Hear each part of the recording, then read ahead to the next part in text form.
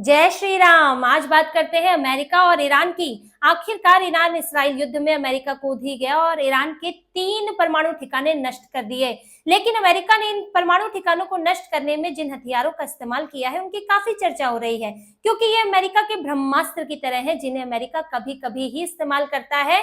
सालों साल में 2001 में इस्तेमाल हुए थे ये हथियार अफगानिस्तान में, और अब ईरान पर इस्तेमाल हो रहे हैं। अमेरिका ने अपने B-2 स्टील्थ बमवर्षक विमान का इस्तेमाल किया है और GBU-57 जो विस्फोटक है उसका इस्तेमाल किया है। अब ये B-2 स्टील्थ आखिर इतना अहम क्यों है और ईरान इसे पकड़ क्यों नहीं पाया?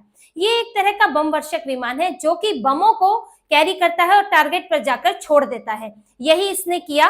3 विमान इस्तेमाल हुए इसमें और इन तीनों विमानों ने 37 घंटे की उड़ान भरी, आना जाना दोनों 37 घंटे की उड़ान भरी और ईरान के वायु क्षेत्र में रहे, लेकिन रडार नहीं पकड़ पाई, क्योंकि ये जो B-2 स्टील्थ बमवर्षक विमान है जो कि बंकर बस्टर बम ले जा सकता है, ये विमान जो है वो 50,000 फीट से ज्यादा की ऊंचाई पर उड़ सकता है। और इसका आकार देखिए, 69 फीट की लंबाई है और 17 फीट की इसकी हाइट है, इसकी ऊंचाई है और 172 फीट के पंख हैं।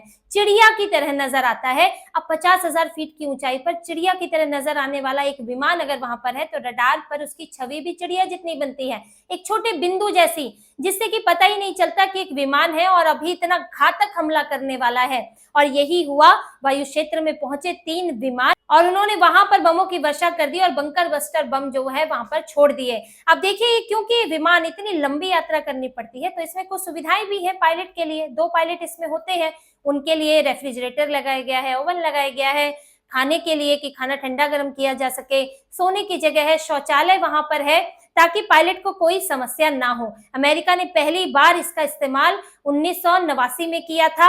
इसके बाद ये अफगानिस्तान में तालिबान पर इस्तेमाल कर चुका है 2001 में। लेकिन इसी का ही इस्तेमाल क्यों किया गया इस बार B-2 स्टील्थ का?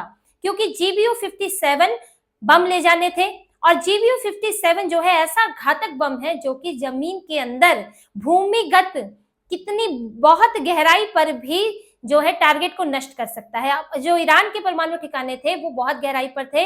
एक जो परमाणु ठिकाना था वो 80 फीट की गहराई पर था और ये जो GBU-57 है ये 60 फीट की गहराई तक भी ठिकानों को नष्ट कर सकता है। इतनी क्षमता इसमें है। 2400 किलो का ये विस्फोटक लेकर गया था और GBU-57 को सिर्फ B-2 स्टील्थ बमवर्षक विमान ही ले जा सकते हैं। ये दोनों ही अमेरिका ने अरबों रुपए खर्च करके बनाए हैं और इनका इस्तेमाल बेहद सोच समझकर बेहद ही कठिन परिस्थितियों में किया जाता है और अमेरिका ने किया और ईरान देखता रह गया।